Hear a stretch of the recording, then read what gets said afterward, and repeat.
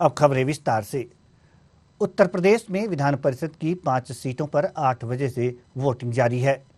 इन सीटों पर शाम 4 बजे तक वोट डाले जाएंगे। गोरखपुर फैजाबाद स्नातक सीट, कानपुर खंड की स्नातक सीट, बरेली मुरादाबाद स्नातक खंड की सीट और प्रयागराज झांसी शिक्षा संघ खंड की सीट पर वोटिंग होगी। बता दें कि इनमें गोरखपुर फैजाबाद स्नातक सीट पर कुल 24 प्रत्याशी मैदान में हैं, जिसमें बीजेपी से देवेंद्र प्रताप सिंह और सपा से करुणा कांत मौर्य चुनाव लड़ रहे हैं। इसके अलावा बीजेपी ने कानपुर उन्नाव शिक्षक क्षेत्र से वेणु रंजन भदौरिया, कानपुर खंड की स्नातक सीट से अरुण पाठक, झांसी प्रयागराज क्षेत्र से डॉक्टर बाबूलाल तिवारी और बरेली मुरादाबाद स्नातक क्षेत्र से जयपाल सिंह व्यस्त को अपना उम्मीदवार बनाया है। 3 स्नातक निर्वाचन क्षेत्रों में कुल 6.32 लाख मतदाता मताधिकार का प्रयोग करने वाले हैं। इनमें 3.93 लाख पुरुष और 2.39 लाख महिला मतदाता हैं।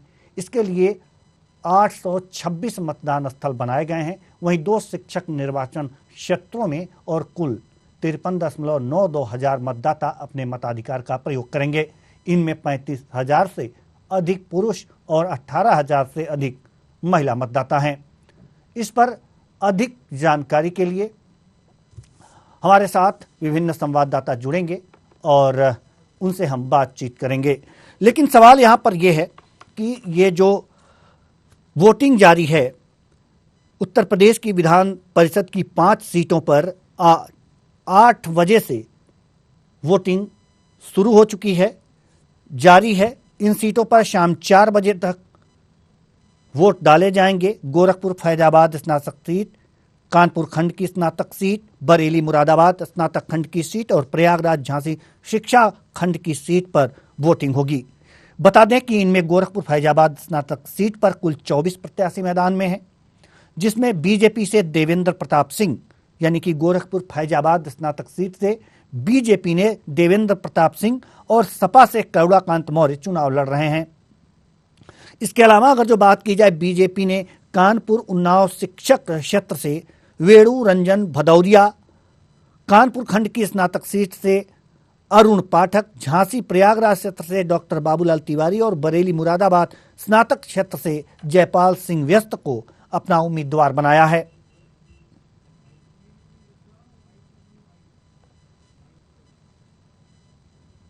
बूथ हैं, उसमें हमारे यहाँ जनपद गोंडा में गोरखपुर फैजाबाद खंड स्नातक का इलेक्शन हो रहा है। सुबह 8 बजे से मतदान की कार्रवाई शुरू हो गई है और 10 बजे तक लगभग 4% वोट पड़ चुके हैं। तो कुल मतदाता हमारे 7903 हैं। टोटल 17 बूथ हैं, जिसमें 17 स्टैटिक मैजिस्ट्रेट या सेक्टर मैजिस्ट्रेट और 5 जोनल मैजिस्ट्रेट तैनात किए गए हैं। उनके सापेक्ष में पुलिसकर्मी पर्याप्त मात्रा में हर एक बूथ पे लगाए गए हैं, जिससे कहीं भी कोई भी शांति भंग न होने पाए। अभी तक मतदान प्रक्रिया बिल्कुल शांतिपूर्वक चल रही है। सभी वोटर्स आ रहे हैं और अपने मतदान का प्रयोग कर रहे हैं। इस खबर पर ज़्यादा जानकारी के साथ हमारे संवाददाता गुलाम नबी कुरैशी बलरामपुर से जुड़ चुके हैं और बरेली से हमारे संवाददाता अमल सैनी भी हमारे साथ जुड़ चुके हैं।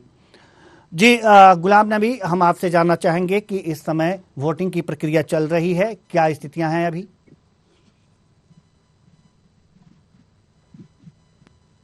जी, आपको बताना चाहेंगे बलरामपुर जनपद में गोरखपुर फैजाबाद खंड स्नातक चुनाव के लिए वोटिंग जारी है और करीब 12 बजने को इस समय 11 से 12% के बीच मतदान हो चुका है। और जिस तरीके से मतदान इस समय स्लो हो रहा है, जैसे जैसे दिन ढले गए काम का वक्त आता जाएगा, वैसे वैसे मतदान में तेजी पकड़ेगी। जी, क्या लगता है कि अगर जो ये मतदान हो रहा है तो जो भी स्नातक लोग आ रहे हैं अपनी वोटिंग करने, तो मतलब झुकाव किस तरफ दिख रहा है? मुद्दे क्या सामने आ रहे हैं कि किन मुद्दों पर वो अपनी वोटिंग कर रहे हैं? जी, यहाँ बलरामपुर जनपद में समाजवादी पार्टी और भारतीय जनता पार्टी के बीच कांटे की टक्कर है। और मतदाताओं की बात करें तो कोई पार्टी के विकास को लेकर वोट कर रहा है, तो कोई वर्तमान में जो महंगाई है, बेरोजगारी है, उसको लेकर वोट कर रहा है। ऐसे में ये तो 2 फरवरी को ही पता लग पाएगा कि कौन किस पर भारी है। जी, ये 2 फरवरी को ही पता लगेगा कि कौन किस पर भारी है। लेकिन मुद्दे जहां तक हैं, ये महंगाई और बेरोजगारी पर आप बता रहे हैं तो बहुत कुछ कह देते हैं। तो कुल मिलाकर के अगर जो देखा जाए, हमारे साथ अमल सैनी हैं। जी, अमल सैनी से हम जानना चाहेंगे कि आपके यहाँ की स्थिति क्या है अभी वोटिंग की। जी, अमल सैनी, बरेली की स्थिति क्या है अभी? जी, अमल सैनी, आप मुझे सुन पा रहे हैं? अमल सैनी, आप मुझे सुन पा रहे हैं? जी सर। जी, आपके यहाँ की स्थिति क्या है वोटिंग की? अभी तक कितने प्रतिशत तक मतदान हो चुका है? सर, मैं आपको बता दूं कि बरेली में यहाँ पर राजकीय इंटर कॉलेज में 25% की वोटिंग हो चुकी है और लगातार यहाँ पर वोटर यहाँ पर आते ही नजर आ रहे हैं और कुछ महिलाएं भी हैं, कुछ पुरुष भी नजर आते हुए मतदान का अपना प्रयोग किया जा रहा है। जिस मतदान केंद्र पर आप खड़े हैं वहां पर वोटिंग कब से शुरू हो गई? आपको बताना चाहूंगा, यहाँ पर वोटिंग सुबह 8 बजे से लगातार यहाँ पर वोटिंग की जा रही है और काफी पुलिस प्रशासन मौजूद है और आला अधिकारी लगातार यहाँ पर अपना दौरा करते हुए नजर आ रहे हैं। जी, गुलाम नबी, हम आपके पास आना चाहेंगे। गुलाम नबी, जैसा कि अभी बरेली में अगर जो देखा जाए तो अभी हमारे जो संवाददाता अमल सैनी हैं, इन्होंने बताया है कि 25% के करीब मतदान हो चुका है और आप बता रहे हैं कि आपके यहाँ यानी कि फैजाबाद गोरखपुर जो स्नातक क्षेत्र है वहाँ के लिए 11 से 12% तक मतदान हुआ है। तो मतदान प्रतिशत में कमी दिखाती है आपके यहाँ, कारण क्या है? जी, अभी सुबह का समय था। जिस तरीके से दिन का आगे बढ़ेगा, ऐसे धीरे धीरे मतदाता अपने घरों से निकल कर वोट डालने जरूर बूथ पर जाएंगे। अभी स्थितियां सही नहीं हैं और जैसे जैसे दिन बढ़ता जाएगा, समय होता जाएगा, मतदान प्रतिशत बढ़ता जाएगा। ठीक है, अमर सैनी जी, सवाल यहाँ पर यह है कि जो जनता है, जनता मतलब कि जो स्नातक यहाँ पर मतदान करने आ रहे हैं, जो वोटर्स आ रहे हैं, उनके सामने आपने उनसे बातचीत की होगी। क्या निकल करके सामने आया है? किन मुद्दों पर वे वोटिंग कर रहे हैं? क्या है उनके मन में इच्छाएं? लगातार यहाँ पर वोटर आ रहे हैं और बारिश लगातार यहाँ पर जमजम भी होने के बावजूद भी लगातार यहाँ पर वोटर आ रहे हैं, अपना मत का प्रयोग कर रहे हैं। और हमारे साथ तमाम और भी लोग हैं, उनसे भी जानने की बात करने की कोशिश करेंगे। हमारे साथ जानते हैं और तमाम जो वोट का अपना जो अधिकार है, उनने अपना अधिकार का मत का प्रयोग किया है। और यहाँ पर एक मैम है, उनसे भी जान लेते हैं कि आखिरकार किन मुद्दों पर आपने वोट किया है और किस को लेकर आपने चुना है और क्या क्या स्थितियां हैं और यहाँ पर पुलिस प्रशासन की कैसी निगरानी है। मैम, आपसे जानना चाहेंगे कि लगातार यहाँ पर बारिश होने के बाद भी और एक महिला होने के नाते आप यहाँ पर मत का प्रयोग किया है, कैसा आपको लगता है? पर नागरिक को अपने मत का प्रयोग करना चाहिए, क्योंकि जब हम अपने मत का प्रयोग करते हैं तभी हम आगे प्रोग्रेस करते हैं और हम अपने मत के द्वारा ही सरकार तक अपनी बात पहुंचा सकते हैं कि हम उनसे क्या चाहते हैं। मैं एक शिक्षिका हूँ, प्राथमिक विद्यालय गौतारा में हूँ और मैं 2005 की बैच की हूँ और वहीं से ही 2005 में अप्रैल से ही पुरानी पेंशन बंद की गई थी और हमारा मुद्दा यही है कि मैं रिटायरमेंट के नजदीक धीरे धीरे आ रही हूँ और मुझे लगता है कि मेरे पास कुछ भी नहीं होगा।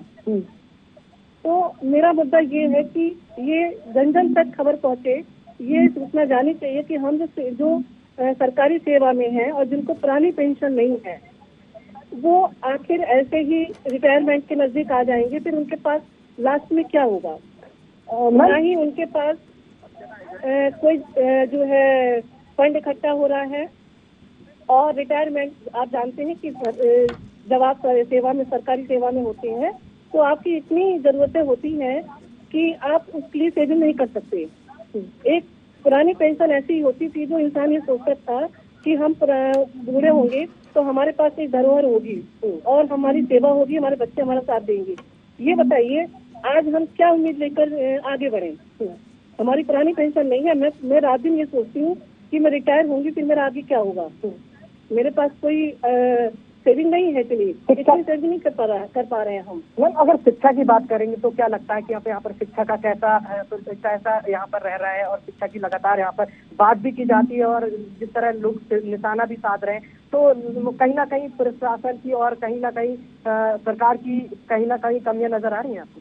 जी, सरकार काम अच्छा कर रही है और बहुत उम्मीदें हैं कि बहुत अच्छा काम करेगी आगे, मगर हम लोगों की जो जरूरतें हैं, आप पुल बनाइए, आप बहुत तरक्की करिए, विदेशों में नाम करिए, मगर जो यहाँ की बेसिक नीड है उस पर भी बहुत ध्यान होना चाहिए। सरकारी स्कूल बहुत अच्छे हुए हैं, बहुत उनमें काम हुआ है, पढ़ाई भी अच्छी हो रही है, मगर हम लोग जो काम कर रहे हैं वो कहीं टूटे हुए हैं। जी अमल सैनी हम आपको कुछ देर के लिए रोकना चाहेंगे। हम आपको, जैसे कि आपने देखा था यहाँ पर लोग लगातार वहाँ पर परेशान है और कहीं ना कहीं यहाँ पर दिक्कतों का सामना भी करना पड़ रहा है।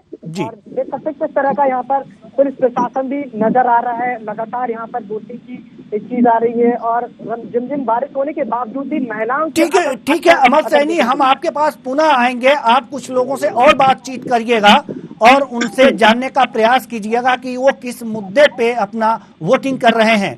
हमारे साथ दुर्गा सिंह पटेल जो संवाददाता हैं गोंडा से हमारे साथ जुड़ चुके हैं। जी दुर्गा सिंह पटेल, आपके यहाँ जो पोलिंग बूथ है वहाँ की क्या स्थिति है, कब से वोटिंग शुरू हुई और क्या सुरक्षा के इंतजामात हैं अभी, और कितने प्रतिशत तक वोटिंग हो चुकी है अब तक, इस पर प्रकाश डालिए। बिल्कुल देवेंद्र जी, आपको बताना चाहेंगे सुबह 8 बजे से वोटिंग शुरू हो गई है। अभी तक लगभग 4% ही वोटिंग हो चुका है, लेकिन कहीं ना कहीं सुरक्षा व्यवस्था को लेकर बूथों पे, मतदान केंद्रों पर जो 17 मतदान केंद्र गोंडा जनपद में बनाए गए हैं, पुलिस फोर्स तैनात है। वही जिला अधिकारी गोंडा डॉक्टर उज्जवल कुमार सभी बूथों का निरीक्षण कर रहे हैं। लगातार वह सभी निगरानी बनाए हुए हैं, कहीं भी कोई उपद्रव ना हो, इसके लिए पूरी तरह से 17 स्टेटिक मजिस्ट्रेट व 5 जोनल मजिस्ट्रेट की तैनाती की गई। पूरी क्षेत्र में भ्रमणशील है स्टेटिक मजिस्ट्रेट और जोनल मजिस्ट्रेट। तो लगातार जो मतदान होना है पूरी तरह से निष्पक्ष होना है, इसी को लेकर पूरी तरह से प्रशासन ने पूरा शिकंजा कस लिया। लगातार क्षेत्र भ्रमण है। अभी छपिया ब्लॉक की बात की जाए तो यहाँ पे सीओ मनकापुर, एसडीएम मनकापुर ने भी निरीक्षण किया। लगातार शांत मतदान जारी है। जी लगातार मतदान जारी है और मतदान हो रहा है। यहाँ पर मतदाता आ रहे हैं, अपने मताधिकार का प्रयोग कर रहे हैं। सवाल यहाँ पर यह है कि जो मतदाता वहाँ पर अपने मताधिकार का प्रयोग करने जा रहे हैं, उनके अंदर क्या चल रहा है, कौन से मुद्दे हैं, किससे पीड़ित हैं, किससे खुश हैं, इन सब बारे में आपने उनसे बातचीत की होगी। क्या निकल करके सामने आया? जी देवेश जी, बिल्कुल आपको बताना चाहेंगे, जिस तरह से युवा बेरोजगारी से परेशान है, कहीं ना कहीं महंगाई से परेशान है, इसी को लेकर किसान भी काफी परेशान। तो इसी को लेकर हर मुद्दे को उठा रहे हैं युवा और उसी मुद्दे को लेकर वह अपने मताधिकार का प्रयोग करेंगे। जिसको देखा जाए तो पूरी तरह से यहाँ पे मतदाता पहुंच रहे हैं और अपने मताधिकार का प्रयोग कर रहे हैं। कहीं ना कहीं जो बेरोजगारी का दौर चल रहा है, युवा काफी परेशान है और वो अपने अंदर ये जहन में डाल लिए हैं कि हमको किस तरह से वोट करना, किसको वोट करना है, किस मुद्दे पे वोट करना, तो उसी के माध्यम से वो अपना मताधिकार का प्रयोग कर रहे हैं। जी अमल सैनी, हम आपके पास आना चाहेंगे। अमल सैनी, आपने युवाओं से भी बातचीत की होगी, बुजुर्गों से बात की, शिक्षकों से, एक शिक्षिका से आपने अभी बातचीत की ही, उनके मन की व्यथा जानी ही। अब युवकों से भी आपने बातचीत की है या फिर आपके आसपास युवक हों तो उनसे भी बातचीत करके उनके मन की बात जानिए। कुछ बुजुर्ग, कुछ नौजवान भी हैं और हमारे साथ तमाम लोग हैं, उनसे भी जानने की कोशिश कर लेते हैं कि आखिरकार जो कहीं ना कहीं असर देखने को मिला है, कहीं ना कहीं तमाम लोग ऐसे युवा लोग हैं और किनकी क्या सोच है उसको लेकर हम जानना चाहेंगे। मैम आपसे नाम जानना चाहेंगे, क्या नाम है? मैम आपसे जानना चाहेंगे जिस तरह से ये वोटिंग हो रही है, किन मुद्दों पर हो रही है और क्या लगता है कहीं ना कहीं प्रशासन या फिर लगातार ऐसे प्रत्याशी हैं जो दावे करते हैं, कैसे नजर आते हैं आपको? मुझे बस ये लगता है कि हाँ कि हमें शिक्षा पर जोर देना चाहिए, और अगर हम वोट डाल लें तो अगर युवाओं के लिए आगे ऐसे अवसर देने चाहिए कि ज़्यादा से ज़्यादा शिक्षा पर फोकस किया जाए, क्योंकि मुझे लगता है देश का विकास तभी हो सकता है जब हमारी शिक्षा पर कुछ काम किया जाए। तो जो भी बच्चे हैं उनकी शिक्षा पर काम किया जाए, उस पर जोर दिया जाए, और ऐसे ऐसे काम लाए जाए शिक्षा के क्षेत्र में जिससे बच्चे आगे बढ़ सकें, उनकी पढ़ाई में कुछ योगदान दिया जाए। तो गरीब बच्चे हैं या जो करना चाहते हैं इसलिए कुछ किया जाए। क्या लगता है कि बरेली जिले की अगर बात करते हैं तो बरेली जिले में कहीं ना कहीं असर देखने को मिल रहा है? थोड़ा थोड़ा चीजें असर दिख रहा है, बाकी अब आगे देखते हैं। और अगर वोटिंग की बात करें, मतदान की बात करें, तो हर बंदे को, हर व्यक्ति को क्या मतदान करना चाहिए? मेरा केवल मैं इसी केवल में हूँ कि बिल्कुल मतदान करना चाहिए, क्योंकि आज हम मतदान करेंगे, हम आगे बढ़कर रहेंगे, तभी तो अच्छा इंसान सामने आएगा जो हमारे लिए कुछ कर सकता है, हमारे गाँव के लिए कुछ कर सकता है, शिक्षा के क्षेत्र में कुछ कर सकता है। तो मतदान आवश्यक है। कहीं ना कहीं शिक्षा की अगर बात करें तो वो असर देखने को नहीं मिलता, जिस तरह से जो वादे किए जाते हैं वो वादे पर खड़े नहीं कर पाते हैं। ऐसे में लोगों के लिए मैं लोगों के लिए यही कहूँगी कि हाँ ऐसा होता है कई बार, लेकिन हमें मतदान तो करना ही है, आगे तो बढ़ता आना है। जो सबसे आगे आने वाले समय में अच्छे इंसान है, कुछ अच्छा करे हमारे युवाओं के लिए, आने वाले बच्चों के लिए शिक्षा के क्षेत्र में। तो बाकी जो वादे करते हैं तो निभाए तो ज़्यादा अच्छा है। कुछ ऐसे लोग हैं, जो तमाम लोग हैं जो अपना मत का प्रयोग नहीं कर पाते हैं और कहीं ना कहीं छूट जाते हैं, उनके लिए क्या संदेश देना चाहिए? काम अच्छे करें और ऐसा अपना मौका ना छोड़ें। अगर ये अच्छा मिला है तो उसमें मतदान जरूर दें, क्योंकि क्षेत्र में आपका अगर आप मतदान दे रहे हैं तो ये शिक्षा के कितने योगदान दे रहे हैं मतदान पर, तो मतदान जरूर दें। अमल सैनी हम आपके पास आएंगे। हम गुलाम नबी कुरैशी के पास जाना चाह रहे हैं। गुलाम नबी कुरैशी, आपसे यही सवाल है हमारा कि जो लोग मतदान करने आ रहे हैं, जो वोटिंग करने आ रहे हैं, उनके मन की बात आपने जानी, किन मुद्दों पर वो वोटिंग कर रहे हैं? युवा किस मुद्दे पर वोटिंग कर रहे हैं?